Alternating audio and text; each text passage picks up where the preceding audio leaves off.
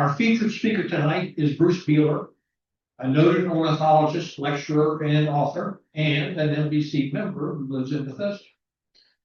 Many of you might have gone to see the Bullock's Oriole that was at Bruce's Theaters in December of last year. How many did that?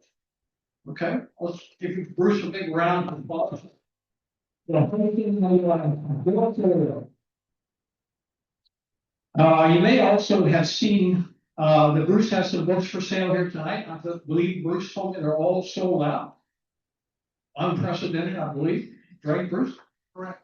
He also brought some free books to give away, and there's a few left, so please take those home.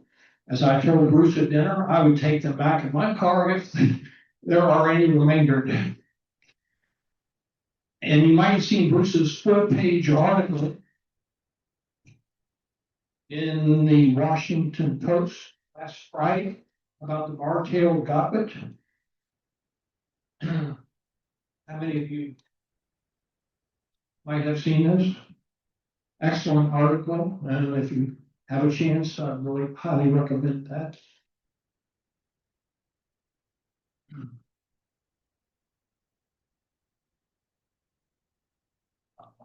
So Bruce may talk more about his lengthy background tonight, but you can read much of it in the preview to his talk in the current chat, which you should have gotten that this is a chat. I knew I had to get Bruce to speak to us after I saw the YouTube recording of his talk, the same talk at the Frederick Bird Club last fall.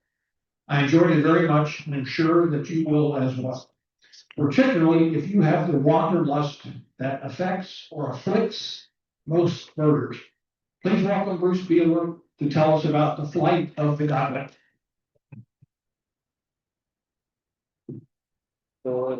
That's the light. Thank you, Mark. And so let's see here. I'm going to set a timer because time goes by quickly when you get a talk. There it goes. Let's see here. That's good. That's good. I was a professional ornithologist, which is great. I'm not going to talk about that tonight. I just want to think about how thankful I am that I had the chance to study birds for a living. Can you imagine how lucky you are to do that? But everything comes to an end. I'm no longer, doing that. I'm retired. I'm in the golden years, like a few of you out there are as well. So I'm going to give you some ideas about what you might want to do if you have that, as Mark said, wanderlust. And want to get out on the open road. So this is the second of a big trip or set of trips that I took just to get away from it all. And one of the things I did when I retired, I spent a long time, I traveled for work to 33 countries, places like Bosnia and Herzegovina, places far away from, Madagascar, places like that, Sri Lanka. When I retired, I said, okay, if I'm going to go out and have fun with nature, I'm going to do it in the United States, i.e. the lower 48, or Canada, beloved Canada, state number 51, or Alaska, state number 49. And I'm going to do it just there. I don't need to go overseas to have fun. I know you guys like to travel far and wide, and I salute you. I look at Clive there. He wants to go someplace probably like Kazakhstan. Sorry. He's already in there. Anyway. I can't think of a place he hasn't been. But for me, it's North America, north of the Mexican border. And that's also another thing, too. So we're going to talk about birds, godwits, things like Hudsonian godwits featured here, who go, they spend their other summer in southern Chile and southern Argentina. Well, I'm not going to take you down there tonight because I'm no longer working. I'm on holiday. I'm retired. I'm having fun. So we're going to just stick to North America. But I think what I'll show you is that there's plenty enough here to keep us all entertained in North America proper. So this is our chase bird. It's like a chase car in the Daytona 500. What's the bird that's going to take me as far away from home as possible? It's not that I don't love home, I love it here, but it's fun to get in the car and just sort of wander around. And we're going to do that following this Hudsonian Godwit. How many of you guys, who's Hudsonian Godwit seers here? Okay, a few of you, good for you. It's not a bird that makes itself easy to be seen, mainly because it makes these large flights. It doesn't touch down a lot. The birds that touch down are often young birds, birds that get lost, birds that get in a storm. And we see one at Bombay Hook, or we see one at Brigantine, and something like that, and we're all excited. But they're not that rare. It's not an endangered species. I think it's considered threatened or near threatened. So this is a bird that spends its summer breeding habitat. It's up in Alaska, and it's up in the Northwest Territories. It's up in northern Manitoba and northern Ontario. Northern Ontario on James Bay, Hudson Bay. And so what we're going to do is we're going to go down in the spring. And so let me step back a second. So these are the trips I took chasing Hudsonian Godwits. So there may be a little bit of a mania there that you see. We're not going to go all those places. You're lucky. We're not going all those places. We're basically going to go, if you go down to the very bottom where it says Boca Chica, Texas, down at the very bottom here.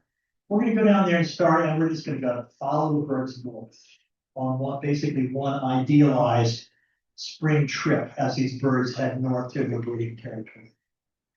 How do you do that? Okay, you get a car that you like to wander around in. It's the car I'm driving tonight. This 2015 Nissan Xterra.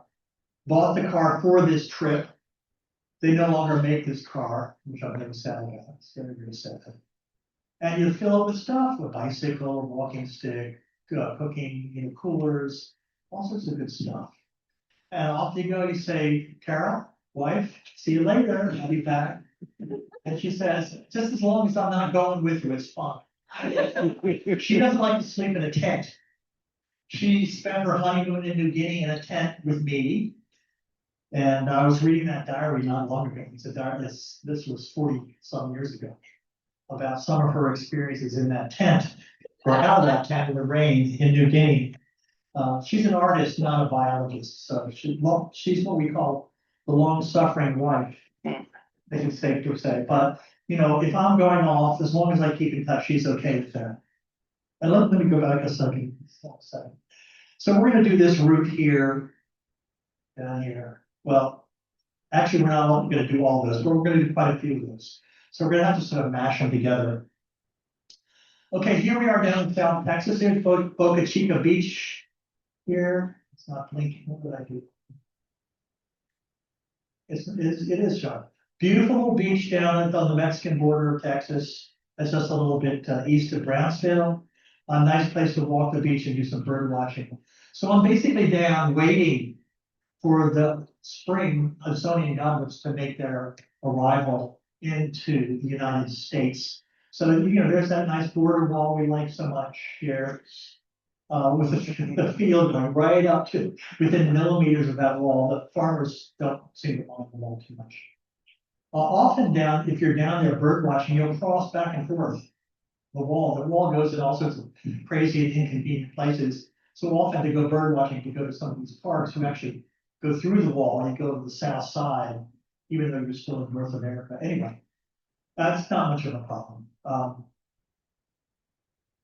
South Texas is fabulous birding. Most of you have been down there, especially in spring. Here we are down in South, what's it called? South Padre Island. There's this there, it says it right there. Down in South Padre Island, there's a lot like Ocean City, just honky-tonk, filled with little houses, but also spaces for birds. And you find great birds, great water birds down there. No Godwits, sadly. Looking for Godwits, seeing dowitchers and Caspian terns and things like that. Flocks of white-ruffed sandpipers going over. As you drive the little Route 4 over to Boca Chica, where the space, Elon's space, whatever it is, space capsule is. Good protected areas. Lots of wetlands, lots of protected areas that have lots of shorebirds. So another thing I should tell you, again, I'm doing this for fun, right? I'm not doing this for a scientific paper. I'm doing this to have fun. So if I see big flocks of white rump sandpipers, that makes me happy. No, they're not Godwits, but darn it, they're white rump sandpipers, so that's fun. So I'm out. So that Texas, I saw my first Godwit, just a little west of Corpus Christi, in a salt pan. Um, the salt pan full of shorebirds. One adult went overhead, flying overhead. And so I got the thing started. The idea was to see this bird, the beautiful Hudsonia godwit, as often as possible on this trip. And basically look for them in every state that I'm traveling through. So we've done Texas. We're now in Oklahoma. You may not think of Oklahoma as a great birding state, but it is, in essence, every state we have in the United States is a great bird state. There are no lousy birding states. You may complain about certain states for this and that reason, but not because of birding. If you're there in the right season, birds are going to be coming through. You're going to see great birds. So in Oklahoma, you're in places you've never heard of before. I was camping at Great Salt Plains State Park. How many people have been there? Anybody? See? Beautiful state park. Every state is infested with beautiful green spaces that we can spend happy days. There are greater yellowlegs going over. Here's some wimbles in a field, and our beloved Godwits here coming into a wet plowed field. So one of the big questions I have, I hadn't answered this question to myself, was where am I going to find these Godwits? Prior to this trip, I'd seen Godwits, I believe, 3 times in 50 years. So, where are they, when they're migrating, are you going to find them in protected areas? You're going to find them in the national wildlife refuges or what? No, you're going to find them right here, a wet plow field where you get a lot of rain in the spring, you get the standing water, and actually you're driving along at 70 miles an hour on some back road. And what you're looking for is this pink glow in the distance. Anybody know what that pink glow is? Anybody? The breasts of Franklin's gulls, flocks of Franklin's gulls, which are migrating northward to their breeding habitat in the north of the potholes country out in Canada. They put on this beautiful pink glow in the spring, and you can see them from a great distance. They're white with this pink, and that's where you find the godwits. You find a flock of Franklin's gulls out in the field. You stop, you put up your scope on the other godwits. They're not quite as obvious as the Franklin's gulls. So once I discovered that, it was all downhill from there. So we're now in Kansas. Again, you don't think of Kansas as a super birding state, but they have all sorts of wildlife refuges. I can't get actually those. Places you may have never heard of. And you're going to find big flocks of interesting things. Look at that flock of breeding plumage black terns over there. That's like a lifetime of black terns in one flock. Or snowy plover, you don't see those every day. Or willets, or even Hudsonian godwits in their wet field.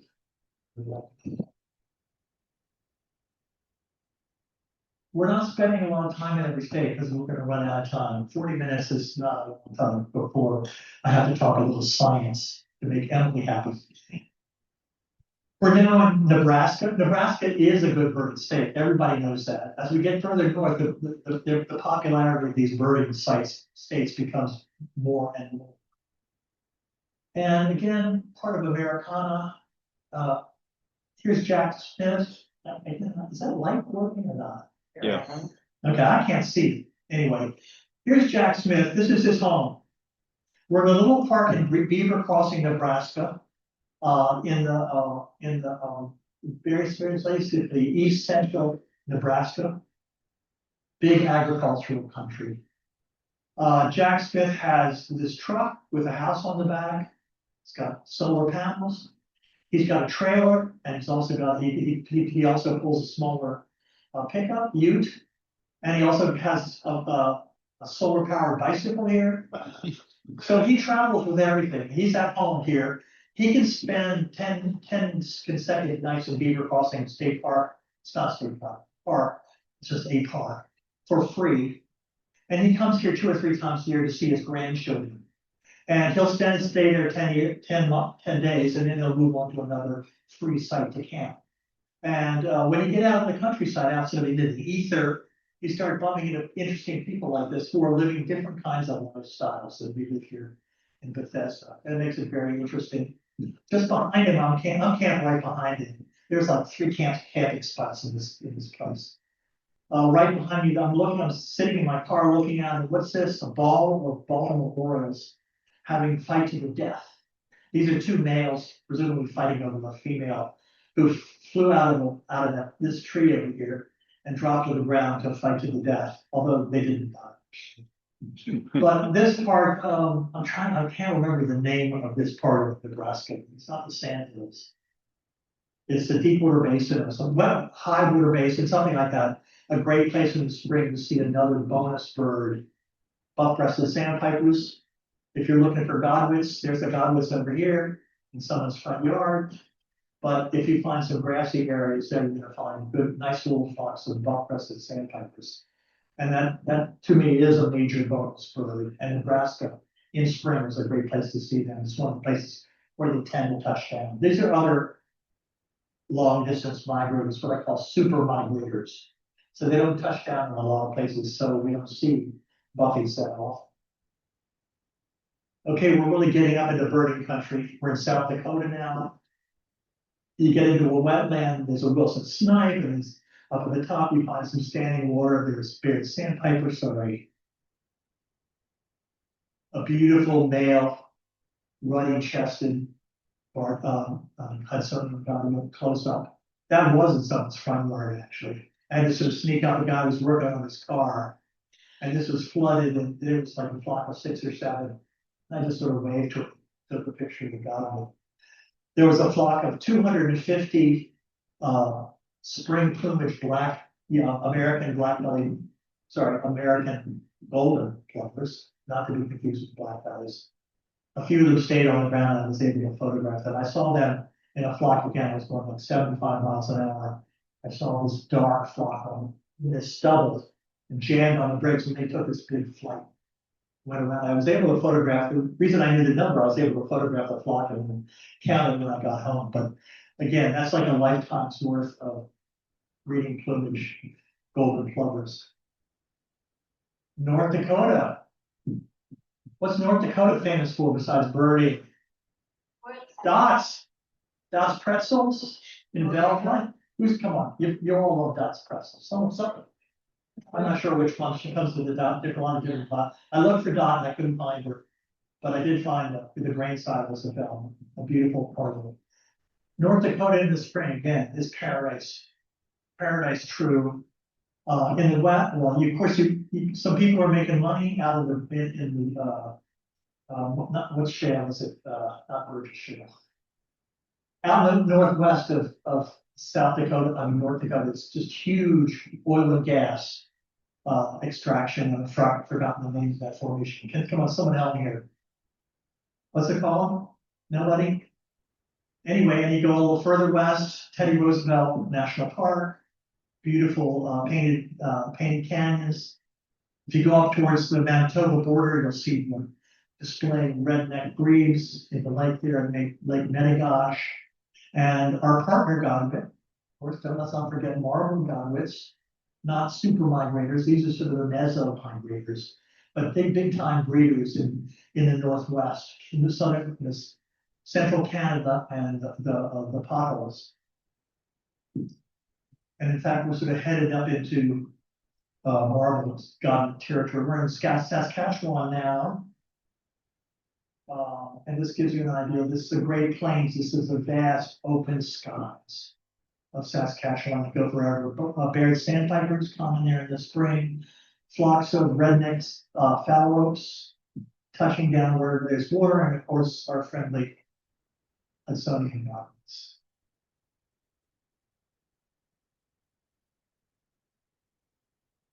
We're now going to jag a little bit to the east into Manitoba. You know, when we talk about 51st state, let's just think about Ontario as like a small part of Canada. How many people here are from Ontario? Anybody here? Nobody. How many people have been to Ontario? A lot of you guys. Okay. So let's step back again. Think about Minnesota. What's Minnesota? It's the land of 10,000 lakes. It's incredible. How can you have so many lakes? Wait a second. Ontario, how many lakes in Ontario? 250,000 lakes. And Minnesota's bragging about 10,000 lakes? Come on. It's a pittance. Anyway, every one of the provinces, or virtually every one of the provinces of Canada, rivals Texas in all sorts of ways, and I won't get into the details. Anyway, Manitoba is a glorious state, and it's a great place to see up close and personal marble godwits, which is a beautiful, big, glorious bird. Lots of wonderful protected wetland areas to spend time birding. Another marble godwit there. Here's someone's backyard on Lake Manitoba. This is a mowed back yard. There were 25 breeding plumage turnstones foraging the lawn. You don't get that around here very often. One of the advantages of going to Manitoba, again, more marble godwits along the way. This is marble godwit country. We're now going to take a little side. I had to draw my car in the capital there and get a beat up old plane and fly to Churchill. And here we can visit the first breeding habitat that I'm going to visit of the godwit. And this is the place where this species was first studied by Joe Gell and others that did all this seminal work. And it's an interesting thing because it's like the southernmost extent of true tundra habitat in North America. And it's because of this. Can you see what this is? It's a big block of ice. It's called Hudson Bay. This is June, early June. That's Hudson Bay. It's entirely frozen.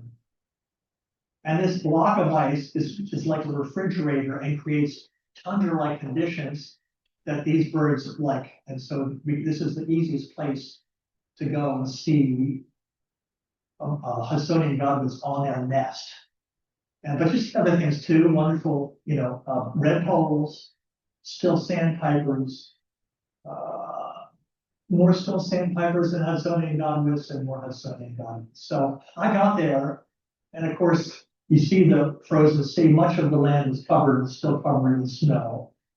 And this is one of the phenomena that, those of us who've gone up in spring, to get up in the northern spring, like going to Nome or to Barra, or in this case, Churchill, spring looks more like winter. Although the birds don't care. They've got something they want to do. They want to reproduce. The males want to get up there first, get a territory. So they don't care if there's a little snow or ice around. They're going to get there and do their thing. Here we are on the fen here. So just to step back, I was able to, where do you stay? I was able to stay at a research center that put me up and gave me a car and gave me some of the shotgun to protect me from polar bears, which were never around. I wasn't allowed to wander around without someone with a street sweeper, one of those stalled off 12-gauge shotguns, just in case a white bear didn't show up and see. We saw no white bears. Anyway, you want to see a white bear, you go to Churchill, but you have to go to September. And that's apparently a great trip. I have not done it. But the fen is a glorious place. It isn't a true tundra. It's a fen, but it's got these beautiful little tiny, tiny herbs and little woody plants.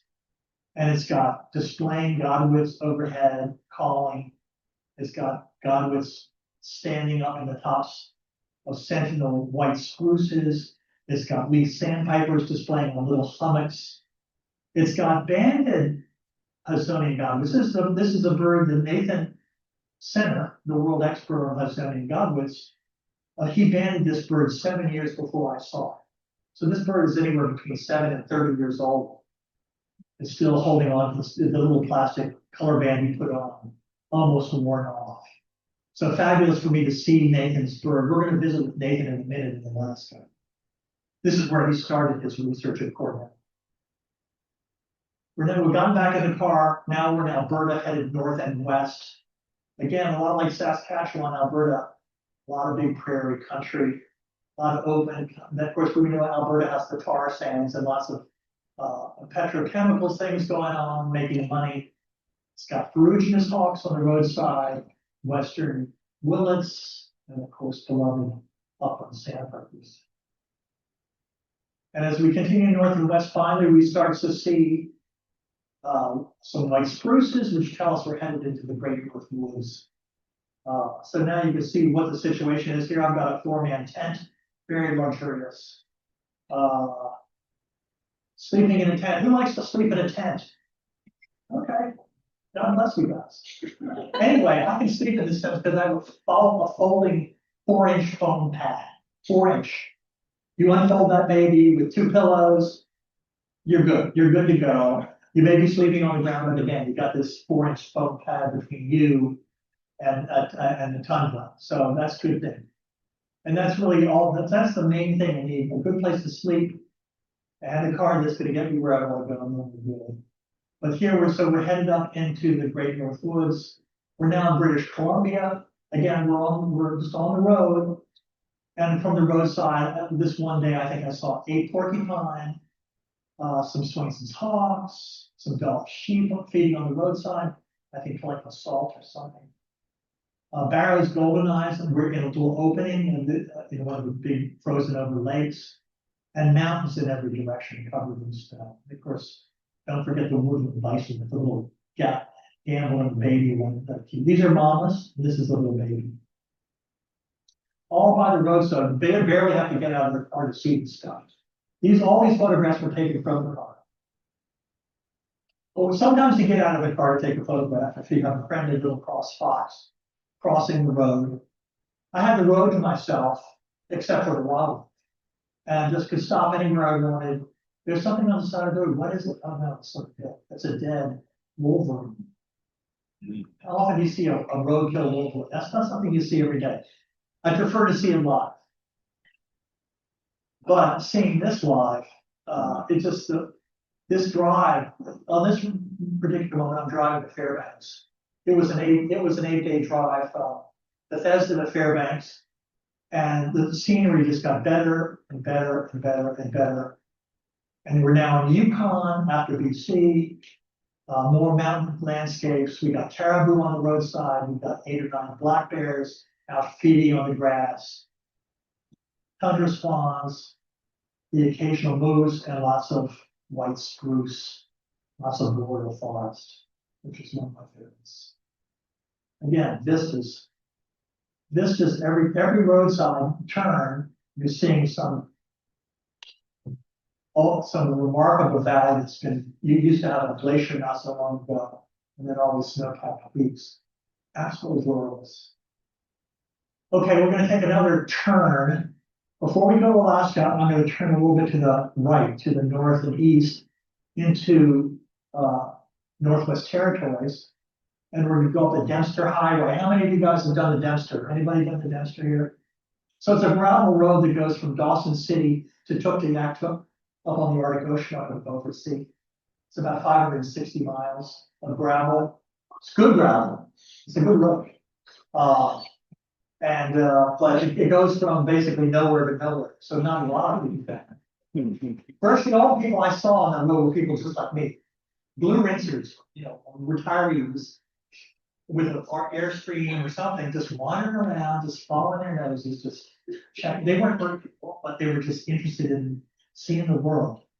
And here we are in a beautiful territorial park. This is called Tombstone Territorial Park. There's Tombstone Peak in the back, and I can see the light. You see the occasional grizzly. This is one of the things that before my trip, I thought, sleeping in a small tent, is that grizzly compatible? And it turned out everything's fine. When a grizzly saw me, all I could think of was that I had a 30-30 or something bigger in the car, so they headed for the hills. You can see he's headed away from me, not towards me. Out in the tundra, you find Smith's longspurs, males singing their spring song. That's a specialty bird. Here's a black spruce bog. or black spruce stands, the remnant stand near the edge of the tundra as we head north on towards the Arctic Ocean. More Dempster Highway. You can tell there's a gravel highway in the back of the car. More grizzly features. Again, they're looking at me and then they're running away. Look at the fear in that guy's eyes. He's terrified. Absolutely terrified. I'm serious. They should be terrified because most of the people, me, it's exception. Most people do have a 30-30 in the back of the car. They're probably going to take a shot at that guy, even though that wouldn't be legal. Collared lemmings up in the spree, just to see that I was living a good life. Here again, this is a holiday for me, right? Not working. Beautiful eggs and all sorts of good, tasty things that I cook on my 2-burner gas stove with, al fresco, the vistas, the favorite birds sing. The Wilson's warblers are singing the white-crowned sparrows, rice flycatchers, I don't know. Some, I'm not even sure what I was hearing.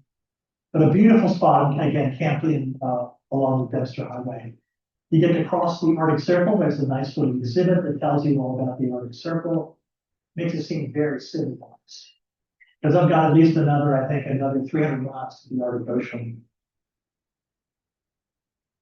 But we're not going because it's boring. We're going to see another ocean instead. We'll go over to Chukchi Sea and Beaufort Sea, things like that. So now, let's take glimpse to the Dempster. I encourage you guys who feel some wanderlust. Dempster Highway is great. Also, of course, the haul road that takes you up to Deadhorse, Alaska. Again, I'm blanking on the name of that highway that goes from Fairbanks up to the Arctic Ocean area of Deadhorse. There's also a great birdie. You might have seen the Brian Small article in Birdie magazine last year that showed its yellow photographs of yellow throated moons and things like that. So now we're visiting with the biologist who studies for his life work. That's in the center studies Hudson Godwits. We're in Beluga, Alaska. That's his base. Now Nathan grew up in Alaska, so he already knew about Beluga. It's only like a 15-minute Cessna flight from downtown Anchorage, and you fly from downtown. There's all the little planes are right in the middle of town. You just pop in one of those and they drop you off at Beluga. Beluga's there because there's a gas field there that provides gas power for a number of the little suburbs of Alaska, like where Sarah Palin is. What's her town? It's just a little bit. Yeah. So Beluga's a cute little town. It's not, again, it's accessible only by snow machine during the winter or plane during the summer or by boat. A great place to hang out and spend time with Arctic three-toed woodpeckers, or chickadees, and lots and lots of Arctic terns are my very favorite birds. Black bears are all over the place. The red foxes on my car that I'm roaming at my little fish camp where I'm staying. That looks like a greater yellowlegs. And this is where I'm with Nathan in these boglands here, and then the back is Sleepy Lady in the back. Just a beautiful place to hang out and spend time with Nathan and his team, his wife. She's another fellow PhD, Maria, working on the biology of that's Hudson Godwits. So a lot of what we did was walk. We walked the bog and search for nests. And Nathan calculated it's about 12 person hours per nest to walk for 12 hours. Well, it's only 4 hours to get 3 people, so you're walking a rest. And we found the nest. There's a nest there. Just to give you an idea of how hard it is. There's a female in the nest in the lower left. You see her? She's got her head popped out, her bill's pointing right at you. But basically, these birds, when they're sitting on their eggs, are basically unseeable. And they find them by actually flushing. You have to get close enough to the nest that the bird actually pops up. And then what you do is you put out a net. You just actually wait for the bird, either male or female, come back to the nest.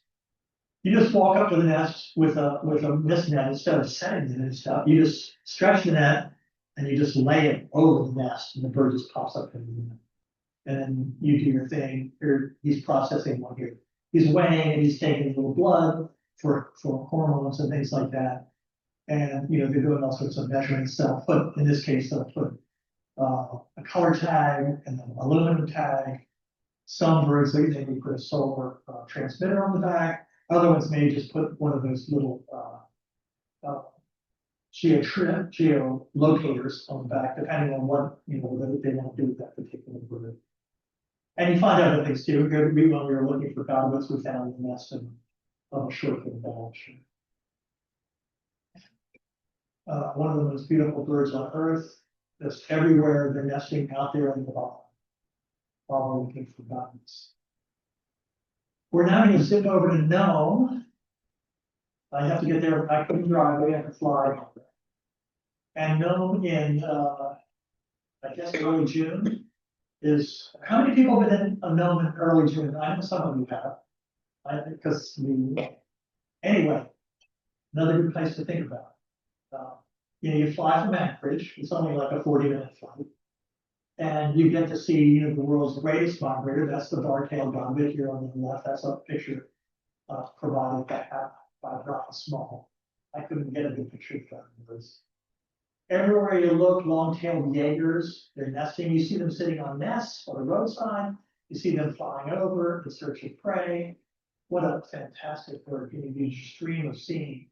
You know, normally you go out, you know, if you go out off the coast of North Carolina here, you see your first long-tailed Jaeger. It's a little brown bird with no tail, basically. To see the real thing, you go up to Nome, and you're seeing them every day. It's absolutely fantastic. And again, more golden plovers. This is a Pacific golden plover. They live down in the low country. The Americans live a little bit higher up on the high tundra. Here's a western sandpiper doing this display again with a little tundra hummock.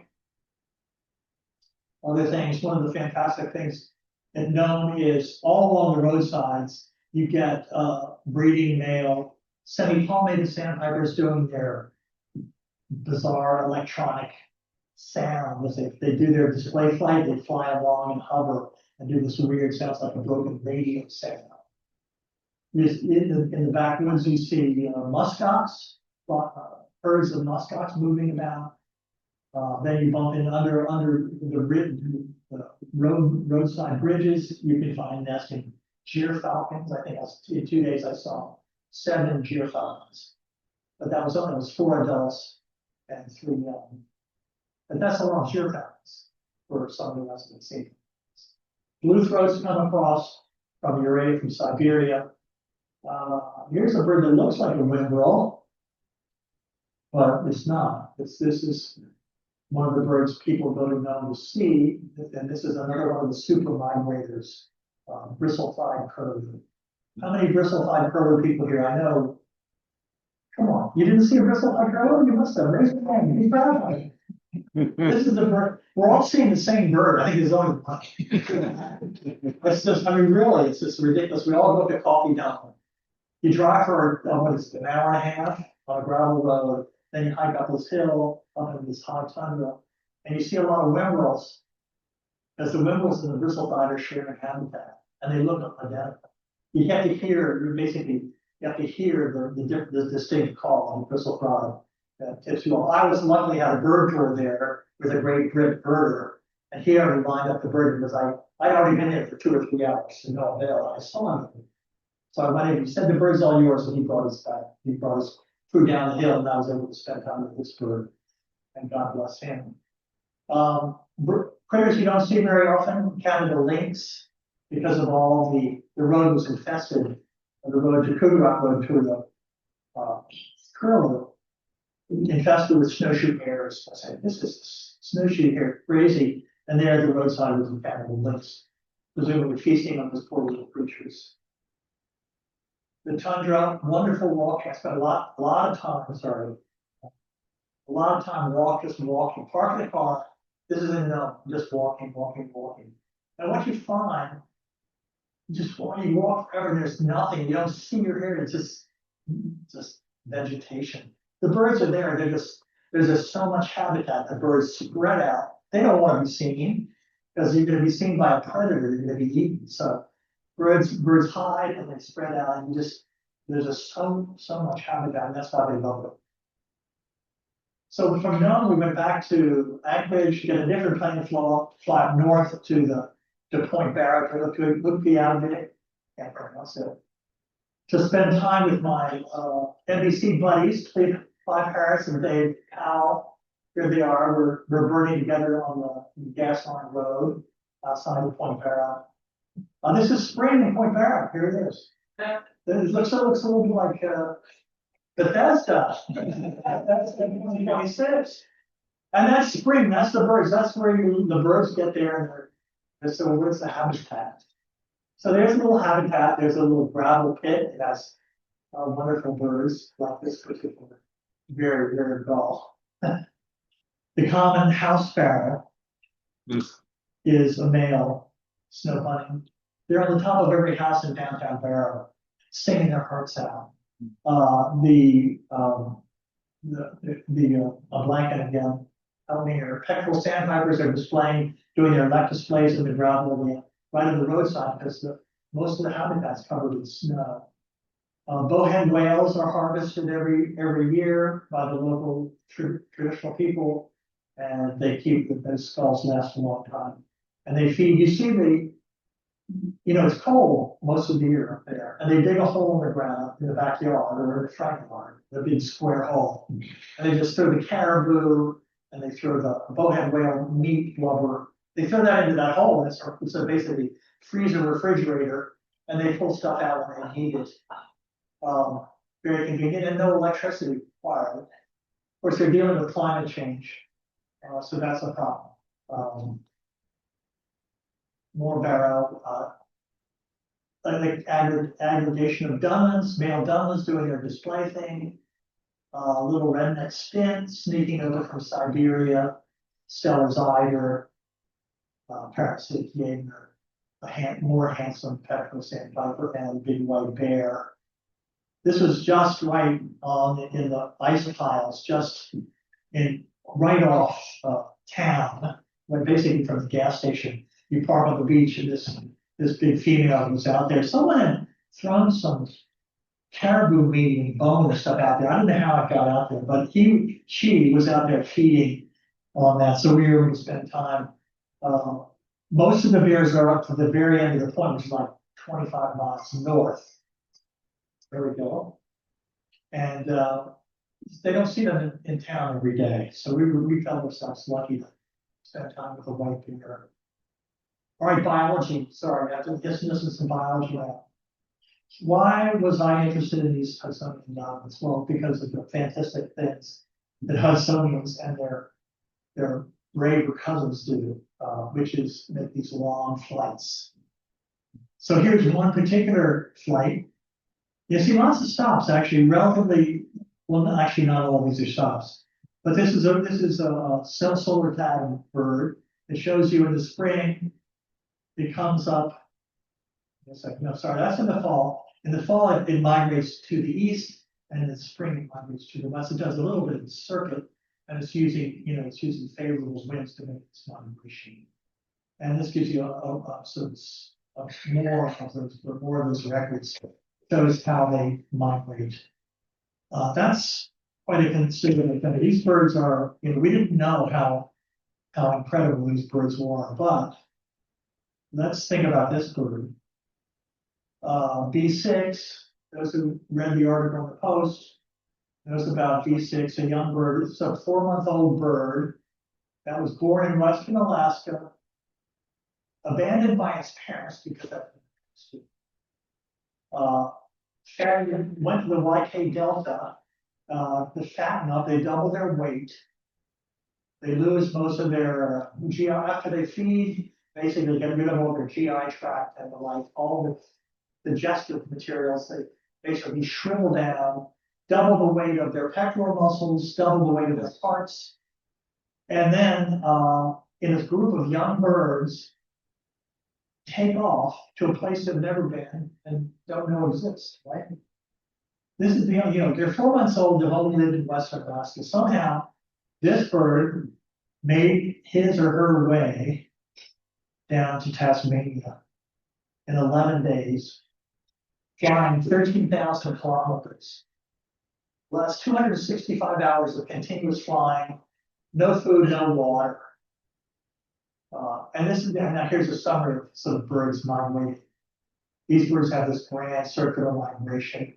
There's a population in Siberia, a population in Western Alaska, and they spend their time in New Zealand and Tasmania and Western Australia, and then come up through the Yellow Sea when they're coming north and head back. So this example, this is the most extreme example of any single bird migrating on Earth. How do you do it? It makes you think. So this is sort of the facts of the migration. I'm going to let you sort of look through those.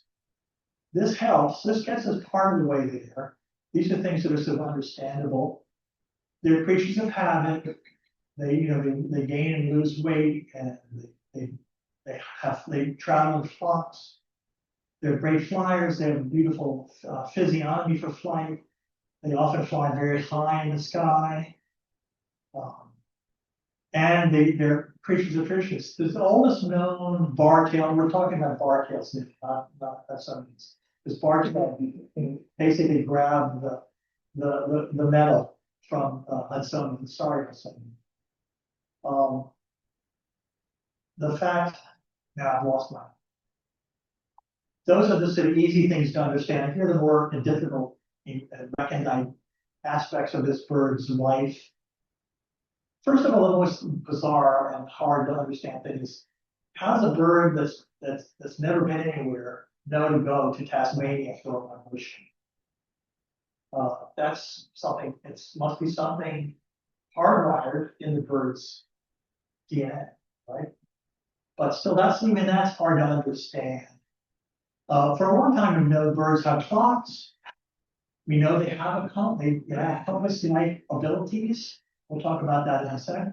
They use a lot of things to help them migrate. We know that they can see the setting sun. They can watch the path of the sun across the sky. They can detect polarized light, so they can see the sun's rays even after the sun's set. They can hear infrasound. That's very, very low frequency sound, which helps them. There's that mountain range I passed the first time I came.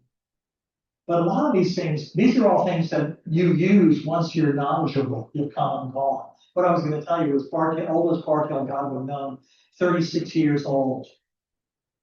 So they did 70 flights back and forth between Australia and Alaska. 70 times. Think about that. That's much more than from here to the moon.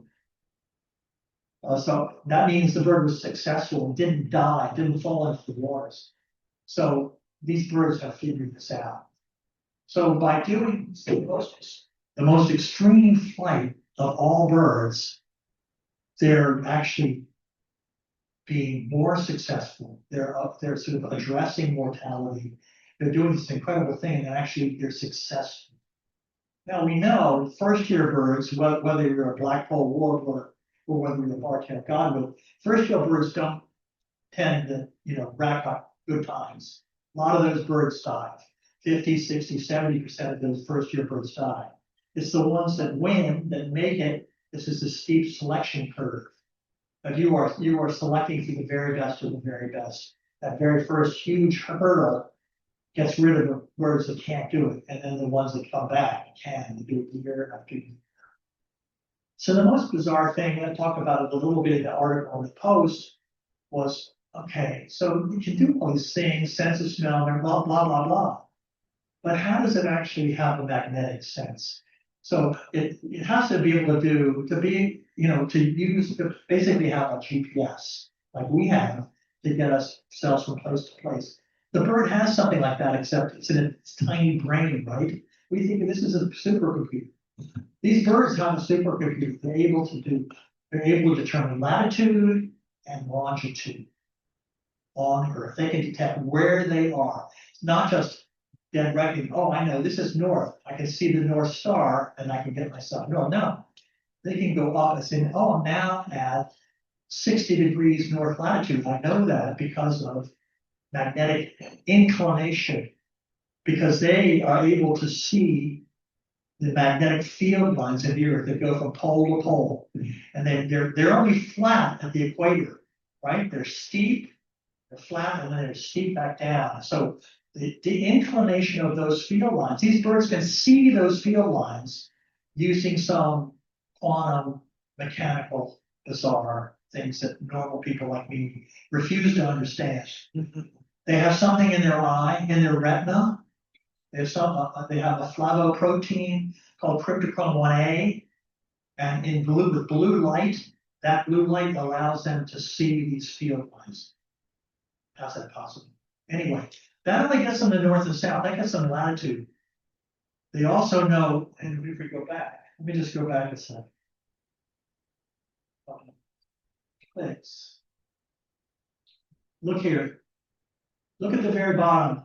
At the very bottom, the bird is zipping along due south headed towards Antarctica, and it made a right turn to make itself to Tasmania successfully. This is a bird that's never flown anywhere before. It made that right turn at just the right place. How did it do it? It somehow had to know about longitude. It said, okay, finally at the right latitude, I'm at, in this case, 47 south. I'm like, well, am I on the right latitude? I don't see any land.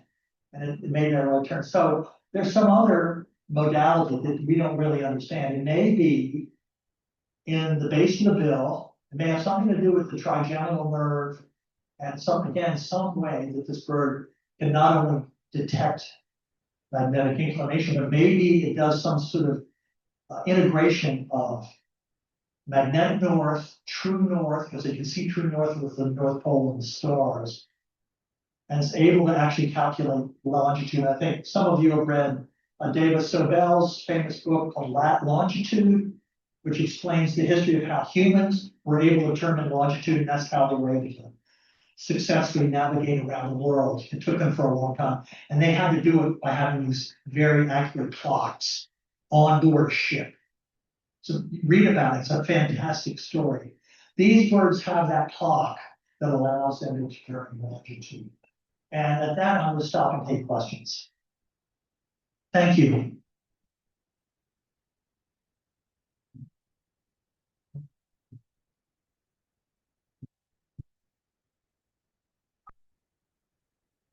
Emily, can I take some questions? Yeah, we have time for of questions? The North Dakota Shale Formation was the Bakken. Bakken, of course it is. I know, I just can't get it into my brain what that kind. The Alt Road is the Dalton Highway. How long is it? The Dalton is, that's the one, yeah, that's the one, Dalton, yeah. The tow road, or whatever they call it, the haul road. That gets you up to the big petroleum field there up in Dead Horse. Yes, ma'am. Here, I'll let you, I can't. They actually change directions. Or Sorry. so do these birds fly like as isolated one single bird, so you can isolate that, okay, they know, and it's not just following the older bird. So the Godwits flying flocks. So the adults fly together in flocks, the young birds fly together in flocks. The degree to which they mix is not clear, but the adults depart 2 to 3 to 4 weeks from the nesting grounds before the little young are ready to do much of anything. They're still little baby birds. So they go to the YK Delta, they fatten up and they head south without the young birds. Then a month later, the young birds come to the YK Delta, they fatten up and they head south. So even though I press my scientific colleagues about this, how do they do this? Tell me what you know, what you think. And they say, well, maybe the adults help. How do they help? They're not around. So they fly in flocks. So that now flying in a flock, you have all those brains. It's just like, between the two of us, we can remember back in shale. We go back and forth. Okay, that's right. With all that flock of birds, they can put their brains together and do stuff that you can't do as a single. So that's good. That helps. A question. I'll just repeat. Anybody else questions? Yeah, another question. So these brave birds, how they prepare, if they're one spot for this very excessive non-stop.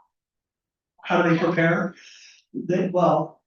course, they've learned how to fly because they flew about 175 miles from one place to the other. So they could fly. That's good. They'd be able to fly. And then again, they do this physiological transformation like Superman does or Superwoman. So remember, they double their weight. They get rid of all their GI tract.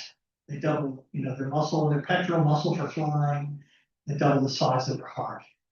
But that's about it. Yeah.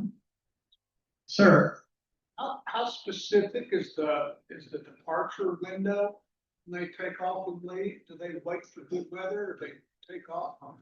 so the question was, what about how specific are the timings, these migrations? And do they somehow figure out when to get good weather? So they do yes to all of those things, but how? So the first question is easier. So a lot of times if you have color marked birds in the winter in Tasmania, these birds come back to the same beach, the same mud flats every spring down in Tasmania. They spend their quote unquote winter, which is actually their summer, the second summer, down in Tasmania. Those birds will depart north the same day. Often that same bird will leave on the same day headed north. So we know that they have an internal clock. They can tell that it's March 22nd. They seem to know that. Again, pretty remarkable thing for a bird with a brain the size of a hazelnut. Now, what was the other question? I've already forgotten. Remind me what it was. No? I just want to know how specific was it? Oh, the weather. So they're apparently, that first flight south, they modulate their elevation as they're flying southward, anywhere between 1,000 meters and 5,000 meters. That's a lot. So they're looking for jet streams or something, some winds that are to take them in the proper direction. How they know where they are? That's your guess is as good as mine. Maybe they're moving a lot, north is, up and down. I don't know. But somehow they're able to use the winds to their benefit, and avoid big storms and things like that. Again, a lot of this stuff we just don't know. Question, sir. Will they stop at any available landmass, or are there particular ones that seem to be suitable? So when the birds are rocking it, they don't want to stop. Because you stop, you might get eaten by a predator. You might, get shot by a hunter. So these birds benefit by not doing what the normal least sandpiper or semi-palmated sandpiper do, which is lots and lots of stops and lots of feedings. These birds basically invest. Do they stop? Of course they do. We see them in Brigantine, we see them in New Jersey, we see them in Delaware. Birds get lost and stop. And it's usually not large flocks. You usually see 1, 2, 3, 4 that'll touch down. And those are birds that probably didn't want to stop, but got hit by a storm, got hit by a big wind or something. Anything over there? Yes, sir, you, I just had a comment. please. That right-hand turn that he makes is the most amazing thing I've ever heard. To me, If he doesn't make that, he goes off. dead meat, dead in the water, food for the tuna. Yeah, that's a fantastic. I didn't make that up. So I didn't produce that piece of art. And in fact, I'll tell you who did. It was Jesse Conklin at the Max Planck Institute who banded this bird and put the solar pattern radio on its back. And bless him, he did that's yeoman work to be able to show this story. Fantastic work. Yes, sir. We assume that right-hand turn is an aberration, or is that normal? I have a datum of one. I have a single data point. I mean, I have a single map. I'm assuming there are dozens. You can probably go online and see dozens and dozens of these maps. Because there's also sort of a compilation over there of these birds' movements. So is this something that's uncommon or not? Really? Again, I as a reporter only have this one record, so I haven't done a lot of that work. Clearly, It is indicative, I mean, it's really, to me, this isn't enlightening. If that line went directly to Tasmania, it wouldn't be nearly as interesting. Because this seems to answer a question we have about longitude, which is, that's the tough question for the birds, just like it was for the people. Yes, sir. So, we know that some birds can do incredible things, in orbits and so forth. So now I'm gonna purge into the, science, sci-fi area. Please. Let's suppose for this first instance where it's turned right, maybe there are some adults waiting down there and they can guide them. But the more sci-fi thing I was thinking about is what do we know about what the adult birds are telling or advising to the newborn birds before they take off?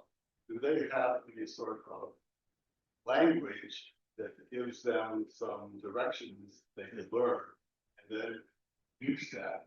As you know, I don't know, probably nobody's ever thought of it. It's wild speculation, but it would be interesting to know if they have different vocalizations within the nest than what you normally hear out in the wild. It's possible. Oh, well, the question was, is it possible that the adult birds are telling the young birds where to go before they take off and leave them in the lurch? So, the evidence doesn't seem to support that because remember, the young birds are left, they're still, young, basically walkers. They're not, they're in the bog. And they're, maybe maybe you do a little trial flights around the bog. The adults are gone a month before these birds actually transit to their fattening station, right? So the adults are gone. The adults will have to say, well, first go to the YK Delta and spend a month and, wait till your weight gets to, you double your weight and then you'll be ready to go. And then fly to Tasmania. It just, Emily's example, I think is an example that shows, yes, birds communicate and birds have a language. The language required for this particular instruction group seems too high. I don't know how you feel about it. It seems like there's too much data needed, 4 or 5 members. Yes. So the quantum entanglement tells us about one of the magnetic senses of the birds, and that gives them the inclination, that gives them latitude. That's the quantum entanglement. That's one. Now there may be other quantum things going on. Remember, I mentioned this unknown, ununderstood. Something's going on at the base of the bill. We used to think it was just a piece of magnetite that was telling birds, about the magnet north and south. But there's something going, if you cut the trigeminal nerve of these birds, they no longer can count, not Godwits, this is actually a research study with reed warblers in Europe. They cut the trigeminal nerve of these birds and they transported the birds, well, one half of the birds, 400 miles east. And another group, they didn't do anything to them, and they transmitted them 400 miles east of where they grew up. The ones with the nerves still intact made their way to the proper winter grounds. The ones with the trigeminal nerve cut, they ended up 400 miles east of where they were supposed to be for winter. So there's something going on there that seems to have to do with longitude, which again is the much more difficult thing to explain in bird migration. Let me just finish with one thing. I think we'll run out of time, right? One last thing. Just forget about the Godwits. Alpine swift, we know about the Alpine swift. It nests in Europe, winters in Africa. It spends 6 months in Africa without ever touching the ground. It flies without touching the ground, without sitting for 6 months. So this bird, 11 days, Alpine swift, 6 months. Think about that. That'll be someone else's talk. Thank you.